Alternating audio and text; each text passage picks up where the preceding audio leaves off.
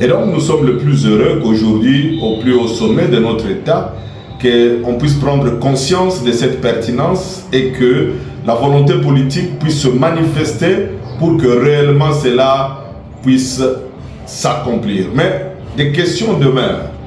Puisque dans notre pays, ce ne sont pas des lois, ce ne sont pas des initiatives qui manquent. Mais pourquoi on n'arrive pas à le mettre en pratique?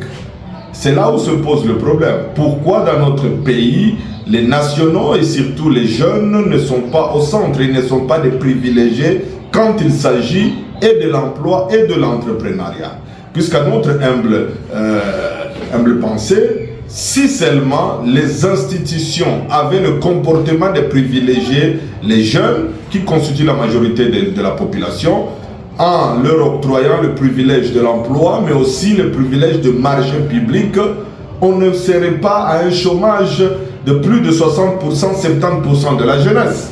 Mais au-delà de cela, les marchés publics, si seulement on pouvait mettre en application et accentuer les règlements et les législations déjà en vigueur, qui voudraient que les nationaux soient les privilégiés, on ne serait pas arrivé à ce niveau. Et donc à notre niveau, nous pensons que la volonté politique c'est une bonne chose, mais il faudrait que les autorités, il faudrait que les institutions de la République puissent changer de comportement.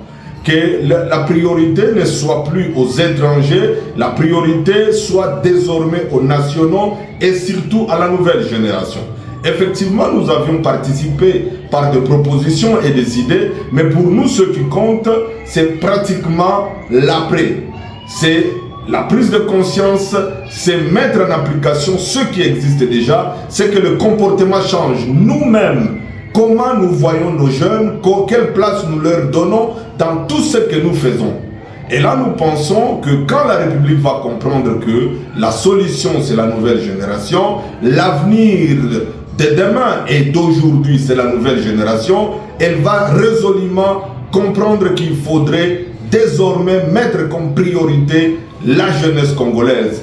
Puisque les d'aucuns le sachent, aujourd'hui, avec l'évolution du monde, avec l'intelligence artificielle, c'est la nouvelle génération qu'il faudrait bien équiper et qu'elle soit à la hauteur. Il faudrait revoir l'éducation comme cela a été dit, mais au-delà de ça, il faudrait supprimer quasiment l'expérience qu'on demande aux jeunes pour pouvoir avoir un emploi. Mais maintenant, il faudrait que les institutions de la République et surtout toutes les autorités puissent avoir comme priorité dans toutes leurs actions de se poser la question quel pourcentage des jeunes.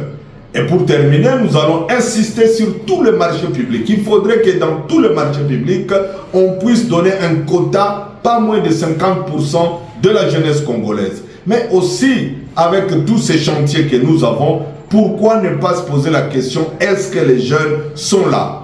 Quand on veut construire les routes, les infrastructures, nous avons des jeunes qui ont fini à l'IBTP. Pourquoi ils ne sont pas associés? Il faudrait aussi que pour tout investissement, que si le DG est étranger, puisque c'est eux qui apportent les capitaux, mais que le second, celui qui les suit, soit un Congolais et beaucoup plus un jeune, pour que nous puissions nous assurer que d'ici 5 à 10 ans, que réellement cette nouvelle génération puisse être au centre de toute l'action publique, de toutes les politiques nationales, et qu'enfin, celle qui constitue la majorité puisse aussi profiter de richesses et créer cette classe moyenne de Congolais qui vont réellement changer la donne et défendre notre pays et le bien-être de notre population.